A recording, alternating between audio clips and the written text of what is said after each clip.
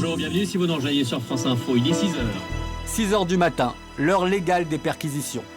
Mais Régis et Denis ne sont pas des policiers comme les autres. Ils n'ont ni le gabarit, ni l'équipement des super flics d'intervention. Pas de nom sur la porte. Pour repérer l'appartement, Régis identifie la plaque de téléphone et localise le logement grâce au compteur d'électricité. Ces enquêteurs ne recherchent ni un dangereux criminel, ni un trafiquant de drogue. C'est un escroc présumé qu'ils viennent arrêter au petit matin. Et ce qui les intéresse, c'est sa comptabilité. Elle est stockée dans 7 valises. Le moindre document, y compris son courrier, est passé au peigne fin. À leur QG, pour confondre le suspect, pas d'empreinte, pas d'ADN, mais un interrogatoire serré. Car ces policiers traquent des délinquants plutôt ingénieux, des spécialistes de l'arnaque financière. Ici, une affaire de détournement d'argent. C'est une drôle de vérité, quoi.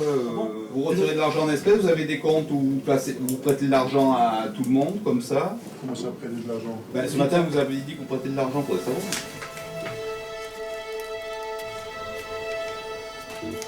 Genre de comptabilité un peu occulte comme ça, c'est des prénoms ou des noms avec des sommes. Il faudra qu'ils s'expliquent là-dessus. Vous avez passé 24 heures de plus avec nous? 24 heures de plus? Ah oui, parce que vos explications, ça ne satisfait ni nous, ni la justice.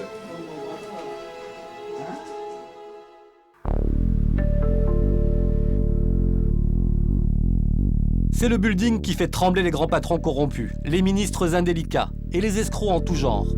Contre ces délinquants en col blanc, une seule adresse policière, le 122 rue du Château des Rentiers. 10 étages, 380 flics spécialisés et 6500 affaires traitées chaque année qui mettent en cause des sommes faramineuses. La délinquance financière en France pèse 10 milliards d'euros. C'est 15 fois plus que les vols de voitures. Mais on n'arrête pas les patrons voyous ou les escrocs de haut vol comme de petits malfrats. Voici les méthodes de ces limiers en costume-cravate.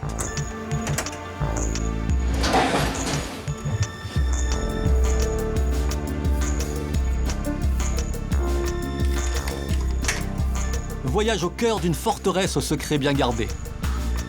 Police judiciaire, section financière. La BRDE, l'une des 2 brigades d'élite du 122. Elle ne s'occupe que du gratin de la délinquance financière. Le commissaire Patrice Demolly dirige depuis 2 ans ce service spécialisé dans la lutte contre la corruption. C'est un ancien des renseignements généraux. Ici, pas de flagrant délit. Les enquêtes financières reposent systématiquement sur des preuves écrites et des perquisitions surprises. Première arme favorite de la BRDE, les écoutes téléphoniques enregistrées et stockées sur ordinateur. Christophe. Fastidieux, long et fastidieux, épuisant.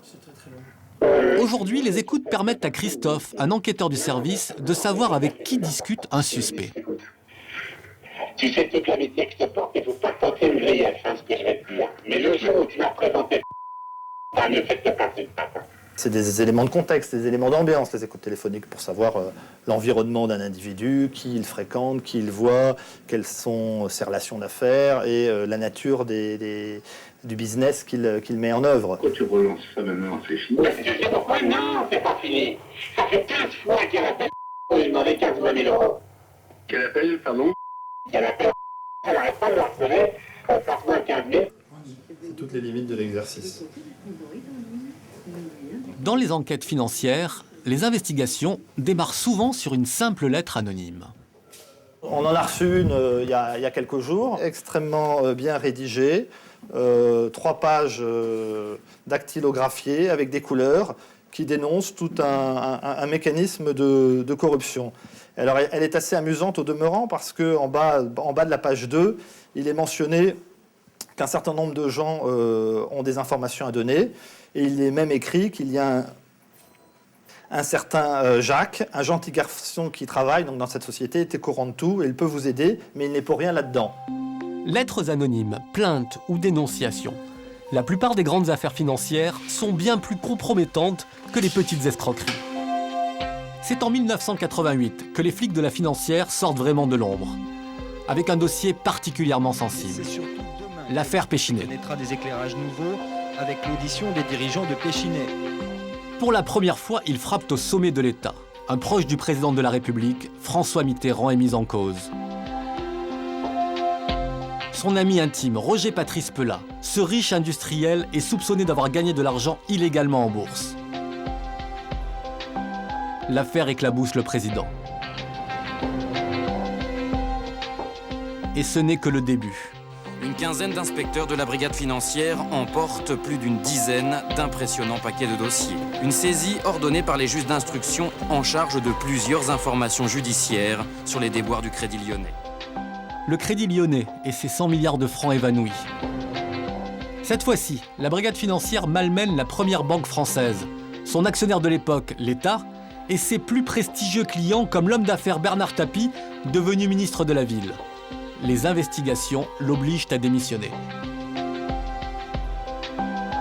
Roland Dumas, président du Conseil constitutionnel, a été mis en examen dans le cadre de l'affaire Elf. C'est sans doute le plus grand scandale de la fin du XXe siècle. Il met en cause un ex-ministre et la première compagnie pétrolière française. Cette fois-ci, la brigade financière traverse la planète jusqu'aux Philippines pour arrêter Alfred Sirvin, le numéro 2 d'Elf. Il aurait détourné avec son patron Loïc Le Floch-Prigent plus d'1 milliard de francs. Une gigantesque entreprise de corruption démontée pièce par pièce.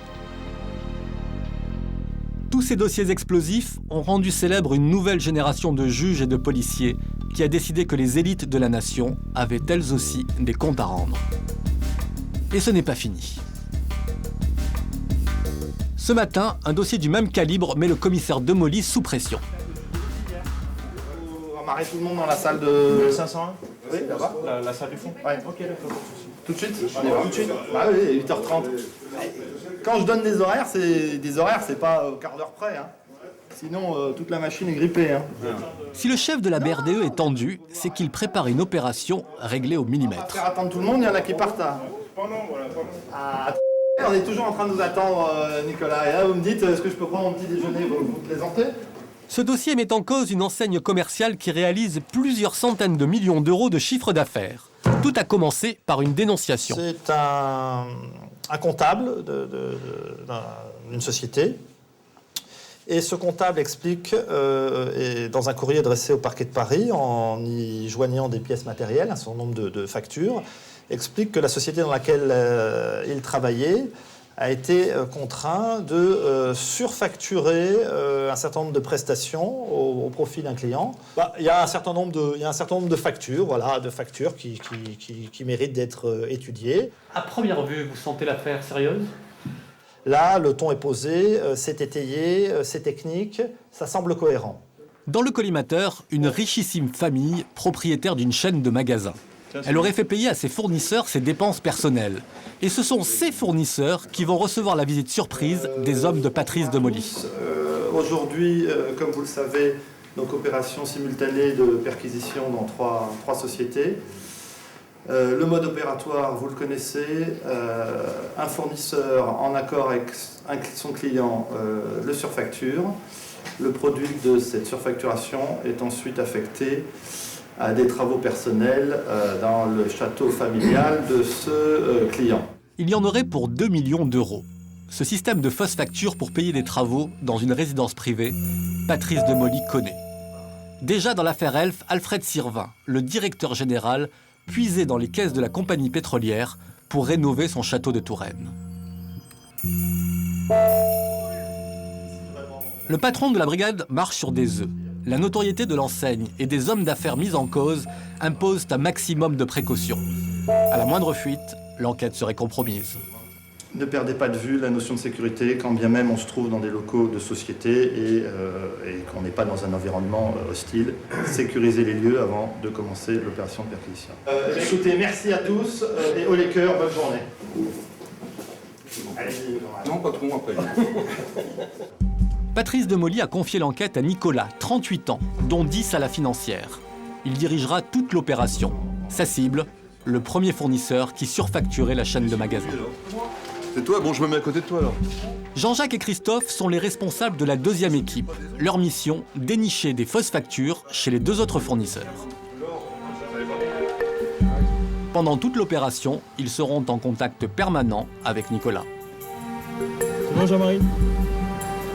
Pour jouer de l'effet de surprise, les équipes doivent arriver à la même heure dans les bureaux des 2 sociétés situées en région parisienne afin d'éviter que les dirigeants se préviennent et fassent disparaître des documents.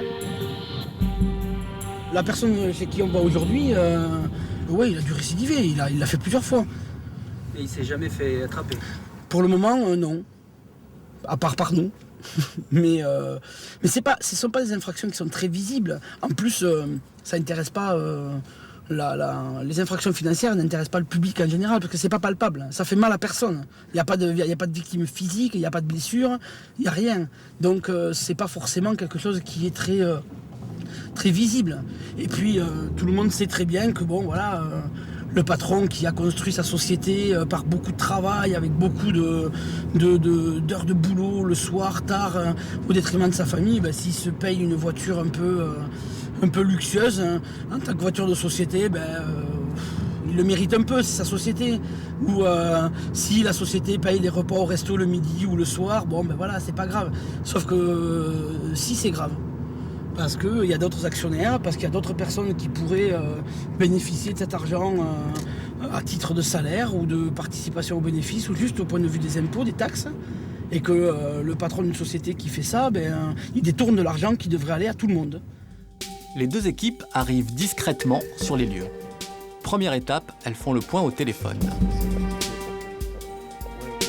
Vous êtes arrivé, on est juste devant la porte, on arrive, nous. Hein. Vous êtes déjà sur place, vous? À tout à l'heure. Bonjour monsieur. Je cherche les responsables de la société. Ah, c'est moi, c'est vous? Non, justement. Vous êtes monsieur? Bonjour. Très bien. Oui, j'ai dit ça de Paris. Mes collègues, m'accompagnant. Oui. Voilà, nous sommes ici pour faire une perquisition. Le gérant n'est pas particulièrement étonné de cette visite surprise. Donc nous allons avoir besoin de votre présence ainsi que le responsable. Bon, on va appeler monsieur. Monsieur, me semble-t-il. Vous avez une pièce d'identité, s'il vous plaît, monsieur? Il y a combien de personnes travaillant sur le site? 1, 2, 3, 4, 5, on est 5. D'accord. Vous avez le rez-de-chaussée. Pardon? Le rez-de-chaussée, oui. Il y a quelqu'un dans le bureau du fond? Dans une perquisition financière, Nicolas sait exactement où il faut chercher. Claudie, c'est bon pour les lieux, ils sont sécurisés, ça? Okay. Désormais, plus de coups de fil et interdiction de sortir pour les employés. Alors les archives, c'est une pièce qui est en bas. Vous emmenez, ou si vous voulez, je vous y emmène. La recherche d'éléments matériels, c'est de la documentation bancaire, de la documentation comptable, de la documentation de toute nature. C'est la preuve ADN des affaires financières, c'est la documentation.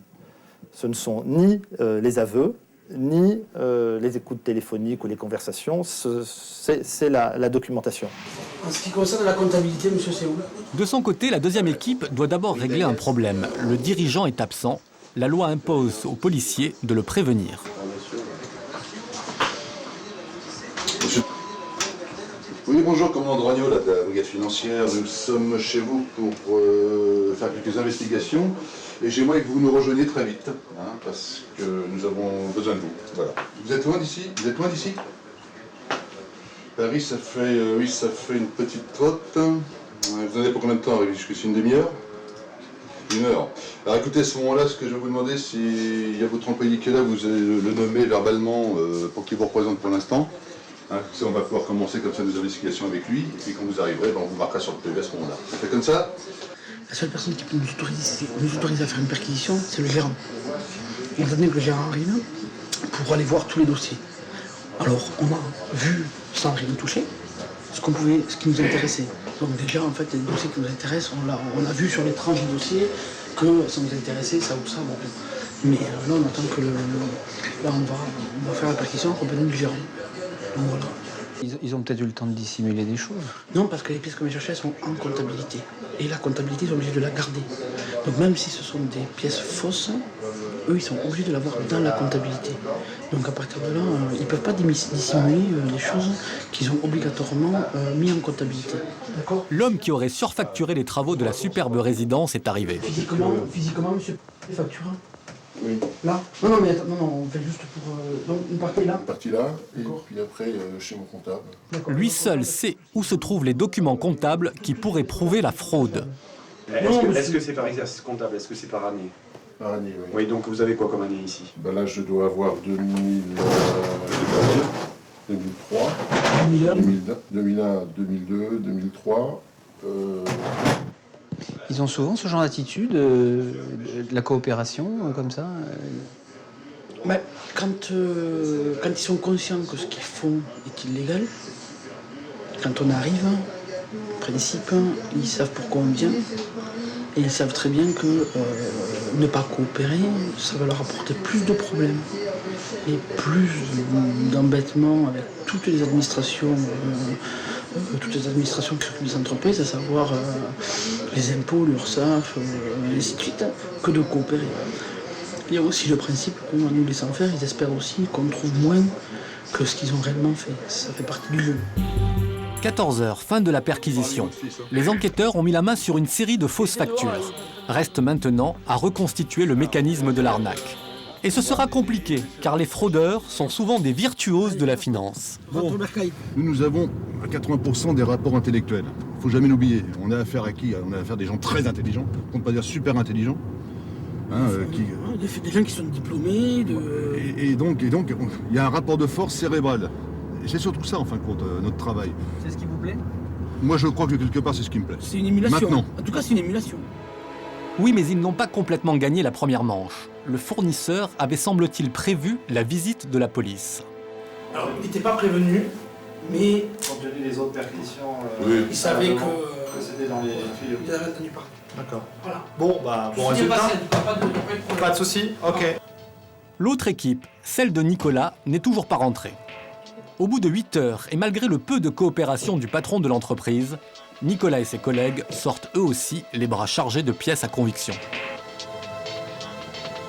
Franchement, on peut être satisfait du travail accompli. En fait, on a étayé encore un peu plus notre dossier aujourd'hui, au travers de la découverte de factures douteuses. Allô?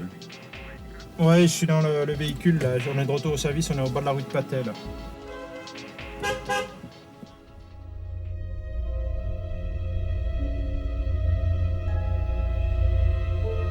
Le lendemain, Patrice Demolly vient au rapport. L'heure est aux additions. Nicolas a réussi à établir que de grosses sommes ont été détournées. On en est où? Au début du dossier, on avait des éléments matériels pour environ 2 millions d'euros. Et vous aviez sur certaines factures, il y avait des annotations manuscrites. Tout à fait. Il y a un différentiel, là, en l'occurrence de 100 000 euros, entre les prestations réelles et le montant facturé. Et le montant facturé. Ce que vous avez ici, en l'occurrence, on passe d'une facture de 266 850 à 366 850 au travers d'une surfacturation de 100 000 euros. 100 000 euros, suspectés d'avoir payé les cuisines du château du PDG. Et ce n'est pas tout. Achat.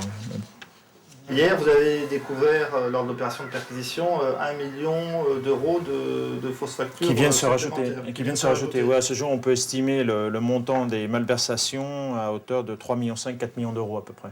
Bonne pioche. Bravo. Voilà. Bravo. Merci, Nicolas. Mais reste le plus dur, faire avouer au PDG qu'il a bien détourné ces millions d'euros. Mais avant de le convoquer, les policiers veulent bétonner leur dossier pour ne lui laisser aucune chance. À ce jour, il n'a toujours pas été entendu. Mais le 122 n'est pas réservé qu'aux escrocs de haut vol. Changement d'étage, changement de méthode. Les policiers de la BRIF doivent, eux, lutter contre des arnaqueurs en tout genre. Allô? Merci, je vais chercher. C'est l'affaire du jour pour Stéphane. Il est spécialisé dans les faux billets. Ce matin, il a convoqué un témoin pour une toute nouvelle affaire. Je vais passer par là. Monsieur Bailly. Bonjour. Monsieur.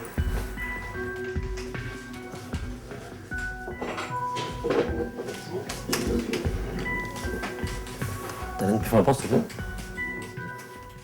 Vous savez pourquoi je vous ai convoqué? Voilà, donc on a découvert 29 faux billets en 2 mois, dans les 29 en 3 fois, dans les caisses de la Société des Carouges. Dans les caisses de ces autobus touristiques, des faux billets de 50 € ont été échangés contre des vrais. Un grand classique pour écouler de la fausse monnaie. Alors, pour démêler cette combine, Stéphane convoque un salarié de la société. Pour obtenir des informations, il a choisi de mettre la pression sur ce témoin. Et dans la recette, on a découvert 5 faux billets de 50 €. Donc ce dimanche 18, on n'avait pas vu qu'il y avait des faux billets. Je ne peux pas le savoir, moi j'ai pas encore... Quand vous avez touché les billets, vous avez vu que c'était des faux billets. Ah mais je suis pas formé pour ça. Non, mais je ne suis pas du tout formé pour ça, mais... D'accord. Ça arrive souvent qu'il y ait des faux billets dans les recettes? C'est la première fois moi que ça m'arrive. Bon. Au fil de l'interrogatoire, Stéphane obtient des informations sur 2 chauffeurs qui étaient en service lorsque les faux billets ont été découverts. Par contre, je vous dis, il y a qui, on a entendu l'histoire des faux billets. Donc, on a entendu des choses sur lui qui ne rendaient pas la monnaie au client, et puis voilà quoi. Lequel est le moins clean? Moi je dirais qu'il est plus sérieux. Par ses retards dans le travail quoi. 2 noms de chauffeurs, 2 suspects pour l'enquêteur, mais ça ne suffit pas. Stéphane doit désormais entendre les autres salariés. C'est au tour du second. Lui aussi pourrait être un témoin privilégié de cette arnaque aux faux billets. Sérieux? Toilette? Ouais, on va y aller. Il semble très anxieux à l'idée d'être interrogé. Direct les toilettes, là. Ouais. C'est quand même une appréhension de venir chez vous. Ah, c'est pas souvent d'appréhension, malheureusement, c'est passé souvent. Là, pour une fois... Il y a de l'émotion. Ouais. Stéphane veut lui soutirer des informations sur les 2 salariés suspects. Alors, les questions se font plus directes. Et d'après les auditions de ce matin, il apparaîtrait que 2 chauffeurs ont pu commettre ces transactions de faux billets. Ont pu commettre, je pas dit qu'ils l'avaient fait. Qu'est-ce que vous en pensez, vous? Je ne peux pas. Est-ce que oui, est-ce que non, parce que... Est-ce que ils sont copains tous les 2? Ça, je ne sais pas. Ah oui, vous savez rien. Ça arrive de venir me voir si vous savez rien. Non, je suis désolé. Bah, désolé, mais... Non, je compte l'argent. Moi, je travaille pas là-bas. C'est vous qui travaillez là-bas, c'est pas moi qui travaille là-bas. Je dis, mon patron, je suis comme un chameau. Moi, je regarde seulement l'argent parce que je compte 40 000. Oui, mais d'accord, c'est pas votre journée à regarder l'argent. Je ne bois pas café à 40%. Vous voyez bien ce qui se passe, quand même. Dans la fausse monnaie, si les billets ne donnent pas d'indice, difficile d'avancer sans quelqu'un qui balance un nom ou une piste. Alors Stéphane, ça a donné quoi? Rien. Un monsieur qui travaille depuis 10 ans dans une société et qui n'entend rien, ne voit rien, ne veut rien savoir. Partant là, c'est le meilleur moyen pour pas avoir d'ennui. Pour essayer d'en savoir plus sur ses chauffeurs, Stéphane dispose d'une arme redoutable, le fichier qui recense les délinquants déjà condamnés. Bonne pioche, l'ordinateur identifie un des suspects. Il est extrêmement connu de la police, il fait de stupéfiants notamment, trafic de stupéfiants. On voit qu'il roule avec un véhicule de forte cylindrée de marque étrangère, alors qu'il est employé il est simplement chauffeur de bus. C'est l'heure du débriefing en présence de Régis Auberti, le chef de la section. Deux solutions, soit on les prend, on leur met la pression, il y en a qui connu comme le loup blanc pour trafic de câbles, ils n'ont rien à branler. Soit on les branche et puis on voit ce que ça donne. Moi je pense que ça sert à rien de se faire chier avec 15 jours d'écoute sur une histoire comme ça où les mecs ils sont déjà tous au courant. Donc on va récupérer le premier qui était ciblé ce matin, au domicile. Maintenant lui va peut-être te dire... Un nom se détache, le chauffeur déjà condamné pour trafic de drogue. La perquisition est prévue pour le lendemain. 6 h du matin. C'est un quartier facile, vous allez là? C'est pas une cité C'est pas une cité pourrie, mais bon, c'est pas urbain non plus. Hein. On va jamais dans les beaux quartiers, hein. On va toujours dans les quartiers pourris. On part comme là.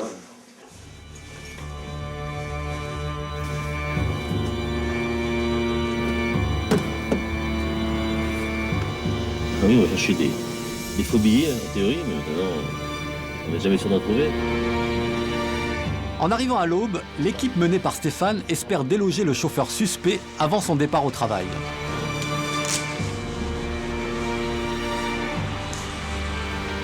Matraque au poing.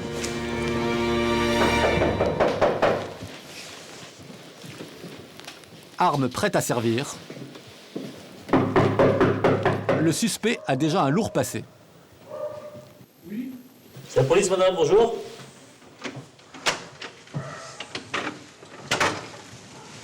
Monsieur, il est où? Il est parti chercher sa mère. Il est parti chercher sa mère à l'aéroport. À quelle heure? À quelle heure il est parti? À 5h du matin. 5h du matin? Ouais. Il la ramène où? Chez elle. C'est où chez elle? Dans le 13e. Qu'est-ce qui se passe? Non, rien, des questions à lui poser. Bah, vous pouvez me les poser aussi. Là, vous êtes qui par rapport à lui? Je suis sa fiancée. Fiancé? Et on passe ici après, qu'est-ce qu'il fait? Mais oui, il habite ici, monsieur. Mais après avoir posé sa mère, il revient ici? Oui. D'accord. Est-ce que vous avez une pièce d'identité, s'il vous plaît?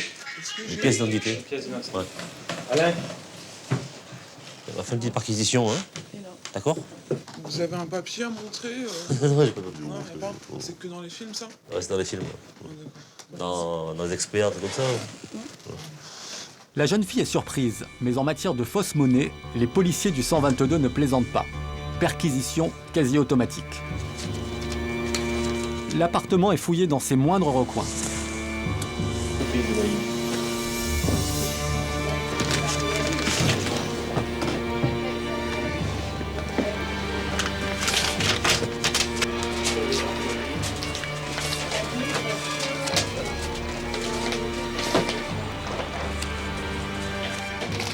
Mais les flics de la financière ne trouvent rien. Finalement, le chauffeur suspecté arrive. T'as travaillé au Ouais. D'accord. Il s'est passé quoi? Sincèrement, je vois pas du tout. Tu vois pas du tout? Tutoiement immédiat, c'est limite. Avec les faux monnayeurs présumés, les flics ne prennent pas de gants. Absolument de rien du tout. On t'a pas dit qu'il y avait des faux billets qui circulaient? Ah, j'ai entendu parler, ouais, les récepteurs, j'ai entendu. Ouais. Voilà. C'est ça, ouais. Donc maintenant, tu viens de nous dire que tu as entendu parler des faux billets. Alors, on veut savoir qui te l'a dit, comment tu l'as su, on veut tout savoir, maintenant que tu l'as dit. Ok. Bien sûr, ouais. Voilà. C'est la raison pour laquelle tu en as... Si t'as des noms à nous donner, il faut nous donner des noms tout de suite, on va pas tourner autour du pot. Je te la fais à l'envers. Ouais. Si quand tu dis « j'ai entendu parler », moi, on est venu me dire que c'est toi qui fais tourner. Alors, qu'est-ce qui se passe à ce moment-là? Qu'est-ce que ça veut dire là? Moi, je n'aime pas les « on ». On, c'est un con. Donc, qui fait tourner les billets? Moi, jusqu'à ce moment, j'ai pas mis en boulot, j'ai rendu boulot, j'ai dit. Il va falloir que tu m'en donnes un parce que non, c'est avec toi là. Mais il n'y a pas de souci, justement, je sais ce que j'ai fait. Dis-toi bien que je ne viens pas par hasard. Donc, si je viens, c'est que je sais déjà des choses. Est-ce que tu consens à ce qu'on fasse une perquisition à ton domicile? Bien sûr. Mais pour le chauffeur, tout se complique. Stéphane le met en garde à vue. C'est-à-dire qu'il l'arrête pour 24 heures. Mais avant, il doit perquisitionner sa voiture. Stéphane, t'as pas les clés de sa voiture? Non, elle est là, mec. On va faire un parking dans la voiture. Un gros trou sur là.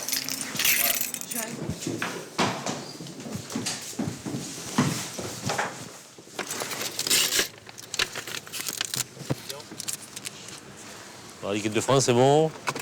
Refroidissement. Là encore, rien. On y go? Débute alors une course contre la montre. Les policiers n'ont qu'une journée pour trouver des preuves sérieuses, car le chauffeur de bus est présumé innocent.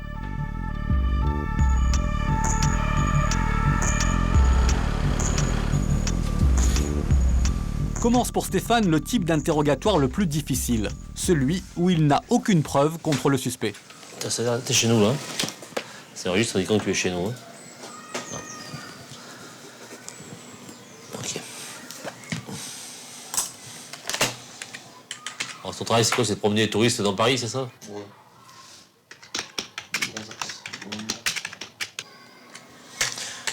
Bon, alors. Qu'est-ce que c'est particulier à me dire? Ah, les billets. Hein. Ouais, non, j'ai... Tu connais pas les billets? Non. T'as jamais eu? Non, jamais. Qu'est-ce que tu fais là alors? Qu'est-ce que tu fais là alors? Qu'est-ce que je fais là? Ouais. Je sais pas, ça vous me le dire là, parce que là... L'objectif de Stéphane, faire avouer le chauffeur. Ça s'est passé le week-end, mars, avril, février-mars. D'accord. Le week-end où tu bossais, évidemment. Comme par hasard, bah oui, mais comme par hasard. Moi, jamais voilà, je ne sais pas qui est-ce qui fait passer les faux billets. C'est pas moi qui fais passer les faux billets. Là, j'ai rien d'autre à dire. Je vais pas m'amuser à dire des noms, à faire du babattage, parce que je peux pas. Voilà. Le chauffeur nie en bloc. Stéphane n'a aucun élément contre lui. À la demande du parquet qui supervise l'enquête, il doit le remettre en liberté.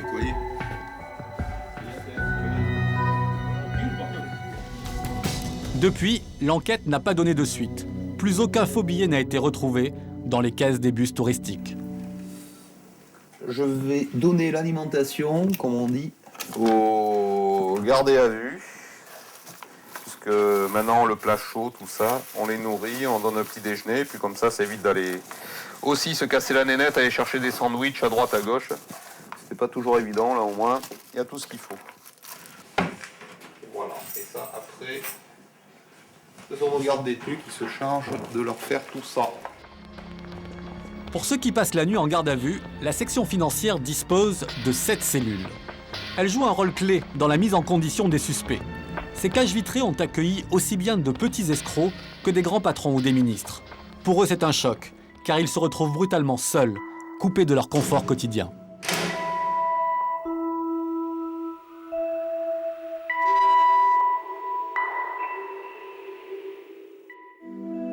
Ce haut dirigeant en a fait les frais il y a 10 ans. Jean-Jacques Prompsy a été le numéro 3 de la Lyonnaise des Eaux, une des plus grosses sociétés françaises. Aux côtés d'Alain Carignon, le maire de Grenoble, il a été condamné dans 2 affaires de financement de partis politiques. Ce notable, habitué à un certain standing, garde un souvenir douloureux de son passage au 122. Donc en garde à vue, on vous met tout nu. Hein, on vous enlève vos lunettes, vos ceintures, vos lacets de chaussures, votre montre, votre livre, enfin... Moi, sans lunettes, je ne pouvais pas lire. Puis après, vous êtes dans une cellule qui fait 4 mètres carrés et la banquette, c'est curieux, n'a pas la largeur de vos épaules. C'est-à-dire que si vous vous allongez, vous avez une omoplate qui sort. Donc, vous ne pouvez pas vous allonger. Vous pouvez vaguement vous asseoir et vous attendez, sans notion du temps, dans une demi-obscurité. Vous attendez le bon vouloir. Tout ça pour bien montrer qui a la puissance et qui ne l'a pas. L'avocat Jean-Pierre Versini est le défenseur attitré de plusieurs VIP passés par le 122 rue du Château des Rentiers. Il explique l'impact de la garde à vue sur ses clients. Ils se plaignent essentiellement de l'hôtellerie, qui est quelque chose d'abominable pour quelqu'un qui a l'habitude de dormir dans un lit confortable tous les jours. Il a les yeux qui lui sortent de la tête. C'est pas le camping, c'est 50 fois pire. Des locaux ont été réaménagés il y a maintenant 3 ans, avec des banquettes individuelles, des cellules individuelles, la capacité de prendre une douche, de se restaurer dans de bonnes conditions. Donc c'est pas l'idéal, tout le monde en est bien conscient. En même temps, on n'est pas obligé d'être couché à même le sol ou dans des conditions dégradantes ou humiliantes. Pourtant, une nuit passée en garde à vue a déstabilisé plus d'un haut dirigeant. Pour Jean-Pierre Versini, c'est la tactique des limiers de la finance. Ils sont là comme des chiens de chasse. Ils ont un objectif, c'est de confondre la personne. Ils sont pas. On va voir si vous êtes coupable, vous êtes innocent. Non, vous êtes là a priori. Vous êtes suspect quand vous êtes en garde à vue, et donc maintenant vous allez ramer pour nous démontrer que vous ne l'êtes pas. Un certain nombre de dirigeants de sociétés qui sont amenés à répondre à nos questions dans des locaux de police ont une longue expérience professionnelle, des affaires, des situations conflictuelles, des relations difficiles qu'ils sont susceptibles de rencontrer dans le cadre de leurs activités professionnelles. Et croyez-moi, c'est pas d'avoir à répondre 6 heures, 8 heures, 10 heures, 12 heures qui est susceptible, plus que cela, de les impressionner. Pour ces flics, un suspect en costume-cravate reste un justiciable comme un autre, et un chef d'entreprise, un délinquant potentiel. Comme dans cette faillite qui secoue Hénin-Beaumont, une petite ville industrielle du Nord. L'usine Énergie-Plast, spécialisée dans les panneaux solaires, a fermé ses portes en laissant 200 ouvriers sur le carreau. Elle est occupée depuis 10 semaines par les salariés. Une catastrophe industrielle. 412 familles qui vont se retrouver sans travail. Moi, je sais pas, mais il faut que la justice elle arrête ces personnages. Au départ, cette usine appartenait au bagagiste Samsonite. Le groupe mondial s'en est débarrassé en la revendant à la petite société Énergie-Plast. Mais toute l'activité a cessé quelques mois plus tard. Une faillite douteuse qui intrigue la justice et révolte les salariés. C'est dommage parce qu'on a adoré ce travail. Ouais. On a fait des heures, on a tout fait. Mais vraiment, ils ont fraudé, c'est vraiment des voyous. C'est des gros voyous. Voilà ce qui nous est arrivé. On s'est fait bien blouser. Ça a été bien monté, Harry Caram. Ouais. Salopard. C'est bien monté. Ah, plus de mots. Ouais, c'est pour ça qu'il faut que l'enquête, elle voit, puis qu'ils payent. Et que tous ceux qui sont en tort, ils payent. Parce que, quelque part, nous, on est absolument pour rien. Les salariés ont alerté la justice, toujours très attentive aux affaires de patrons voyous. Le procureur de Paris a confié ce dossier au service le plus prestigieux du 122, la brigade financière. Son chef, Thomas de Ricolfi, 40 ans, est rompu au dossier chaud. À son tableau de chasse, par exemple, la fameuse affaire Elf. À Hénin-Beaumont, il suspecte des détournements d'argent. 3 millions d'euros se seraient envolés. Une partie de la trésorerie de l'usine. Il sait qu'il doit agir vite.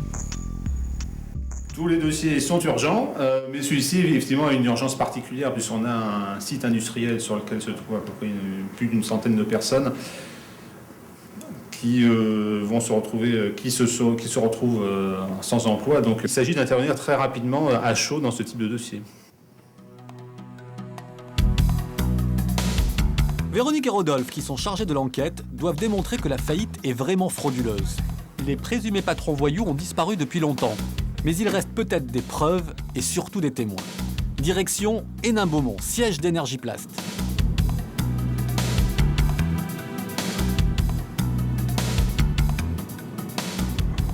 On a une audition prévue cet après-midi à 16h. Donc on a convoqué une personne qui va venir au commissariat et qu'on va entendre sur place au commissariat. Dans cette affaire, la brigade financière n'arrive pas en terrain hostile. Comme les salariés se considèrent lésés dans l'histoire, en fait, ils ne seront pas mécontents qu'on fasse une enquête sur le dirigeant qui les a lésés, le ou les dirigeants qui les ont lésés dans cette affaire. L'affaire est complexe. Voilà pourquoi, dans le Nord, le procureur a saisi la brigade financière à Paris. Véronique et Rodolphe se sont déplacés avec leurs adjoints. Tout va se jouer au 2e étage du commissariat local. L'homme clé du dossier, c'est le comptable. Il n'a rien à se reprocher et il accepte de coopérer. C'est la première fois que vous êtes entendu comme ça? Oui. Et quelle impression ça... Serein. C'est témoin, c'est pas en cause. Oui. Véronique concentre l'interrogatoire sur les 2 éléments suspects du dossier. Les transferts d'argent vers le paradis fiscal du Luxembourg et le train de vie fastueux du patron. Pendant ce temps, 2 enquêteurs se chargent de baliser le terrain en vue des opérations du lendemain. Là, on va repérer un peu les lieux de la perquisition de demain, voir la physionomie et puis voilà, c'est bon. Le trajet effectivement à emprunter pour y aller. Voilà, là nous y sommes apparemment, on va faire un premier passage. Donc effectivement, il y a toujours et c'est effectivement une occupation paisible.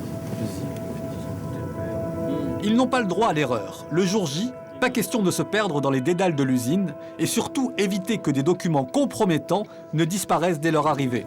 Je pense que ça sera bien, l'accès est libre, on n'a pas de problème de clé toujours, donc je pense que ça se passera bien.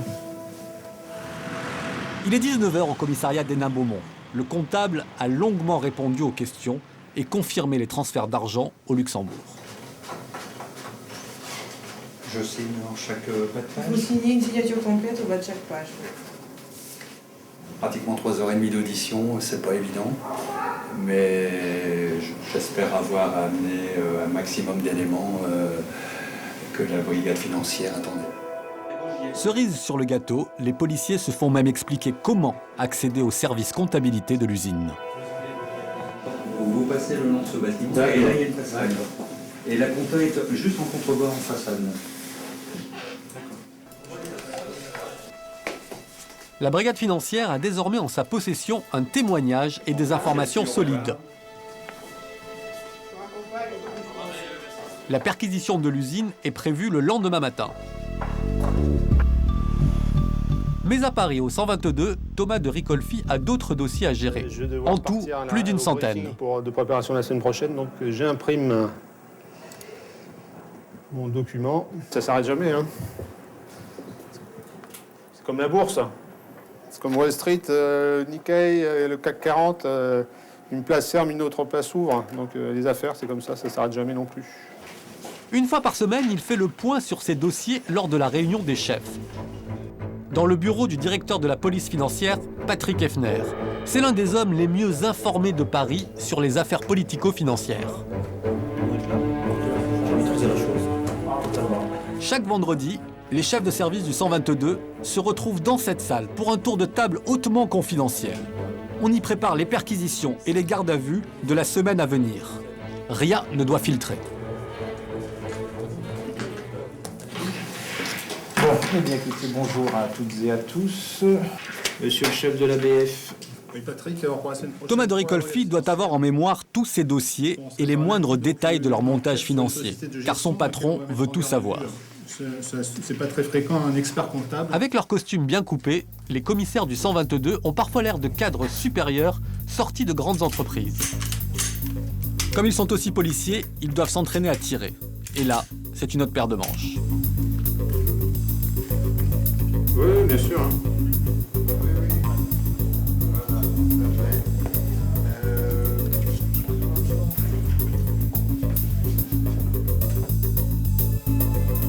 Un exercice obligatoire dans le sous-sol d'un commissariat parisien.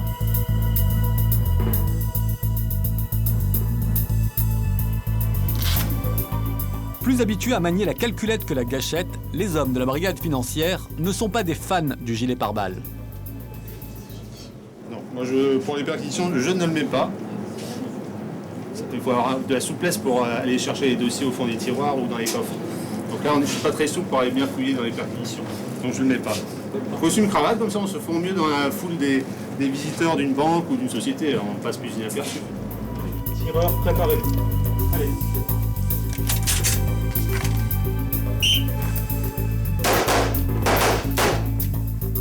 Clac.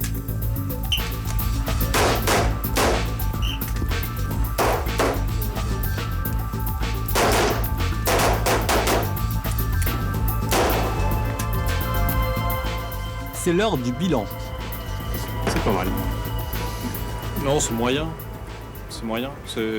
Un meilleur tir serait plus groupé et serait avec un meilleur résultat, quoi.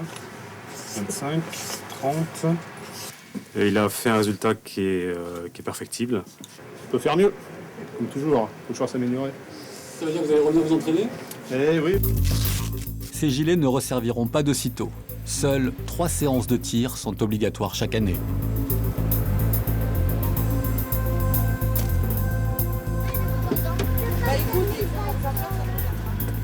Vous êtes souvent servi de votre arme ?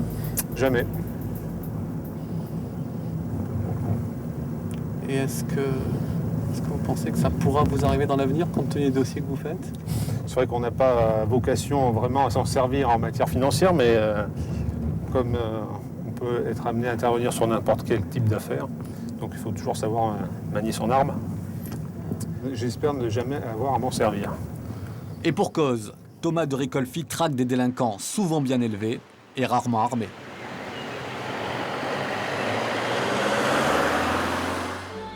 Retour à Hénin-Beaumont. La brigade financière poursuit les patrons voyous qui mènent grand train, mais ces équipes doivent dormir dans des hôtels modestes. Cette nuit, nos policiers l'ont passé dans un établissement 1 étoile, situé au bord de l'autoroute. C'est aujourd'hui que se joue une bonne partie de leur enquête. Ils doivent impérativement trouver les documents qui prouveront les détournements d'argent dénoncés par les syndicalistes.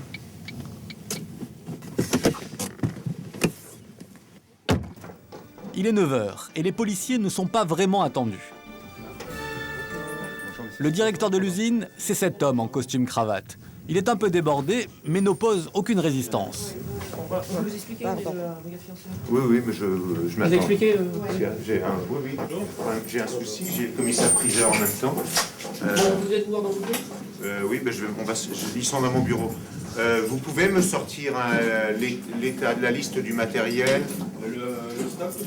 mais le matériel tout de suite, là, parce qu'ils veulent commencer par ça. Je vous l'ai envoyé par mail. Hein. Vous l'avez par mail. Hier, je vous ai envoyé tout ça. Hein.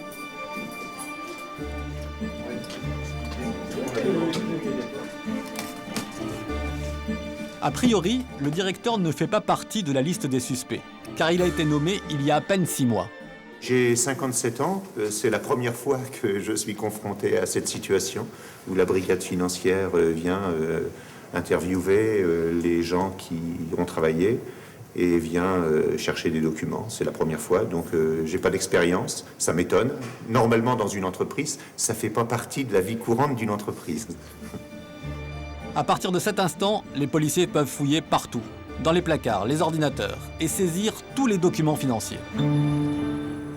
Pour les salariés qui occupent l'usine, l'arrivée de la brigade financière est un vrai soulagement. La police, ça reflète la loi. J'espère que ça va porter ses fruits et puis que ces gens, ces malfrats vont finir en prison. Depuis ce matin, les enquêteurs épluchent chaque dossier. Ils ont saisi la comptabilité, des dizaines de classeurs. Puis, en fin de perquisition, ils mettent sous scellé tous les documents. C'est avec ces bâtons de cire que les pièces à conviction vont être protégées. La méthode n'a pas changé depuis plusieurs siècles. Donc on met une ficelle, on met un cachet de cire, on met de la cire, on appose une Marianne, et comme ça on est sûr que le document, qu'il n'y a aucun élément qui va pouvoir être ajouté ou enlevé du document. Donc voilà, donc c'est dans un gage de sûreté, de protection en fait des documents saisis.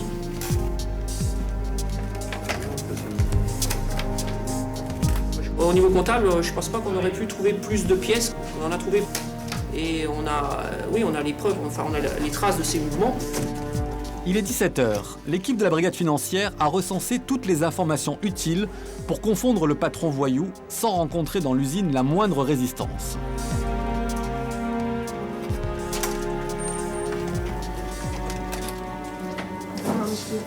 Ils ont aussi longuement interrogé le directeur comme témoin. Une opération type où l'on ne cherche pas tant des suspects que des preuves pour les confondre.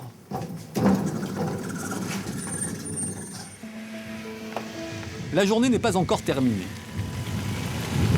3 longues heures de route attendent les policiers. Retour au 122. Dans le coffre de leur voiture, des centaines de documents bancaires. Les enquêteurs ont trouvé ce qu'ils cherchaient depuis le début. La preuve que l'argent nécessaire à la survie de l'usine a été détourné vers le Luxembourg. Une fraude qui aurait rapporté 3 millions d'euros au présumé patron voyou et coûté leur emploi aux 200 salariés d'Hénin-Beaumont. Premier réflexe en pénétrant dans leur bureau, mettre sous clé le résultat de la perquisition. Allez hop, laissez à l'abri pour la nuit.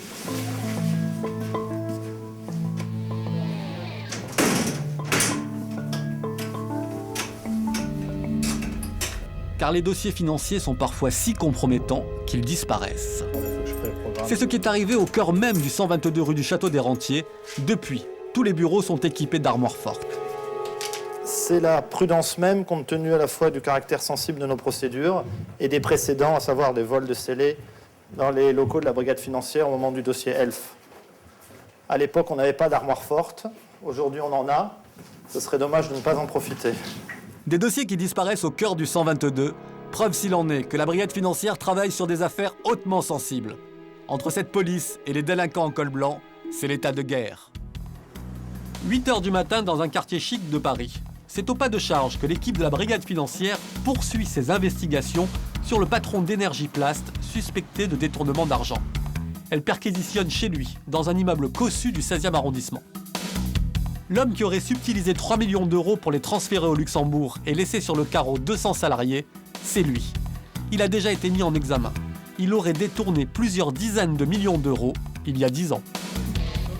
Lors de la perquisition, les policiers ont mis la main sur la pièce maîtresse, l'ordinateur portable du repreneur de l'usine. Son contenu va les emmener sur une autre piste, plus grave encore. Et parfois, il y a des dossiers qui ont l'air tout à fait dossiers classiques, et puis une investigation, une perquisition, l'exploitation d'un élément totalement anodin peut nous amener sur un dossier totalement différent. L'ordinateur portable du patron d'Energiplast, une vraie mine d'informations. En plus des détournements d'argent au Luxembourg, les policiers ont trouvé les preuves d'un éventuel trafic sur de faux bons du Trésor américain.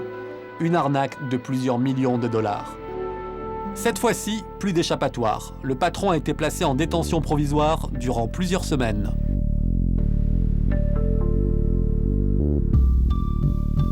Aujourd'hui, les flics financiers ne sont peut-être pas aussi connus que leurs collègues du 36 quai des Orfèvres. Mais ils ont réussi à transformer une adresse anonyme, le 122 rue du Château des Rentiers, en un lieu redoutable pour le monde des affaires. Ceux qui détiennent le pouvoir savent qu'il est préférable de ne jamais fréquenter ce building.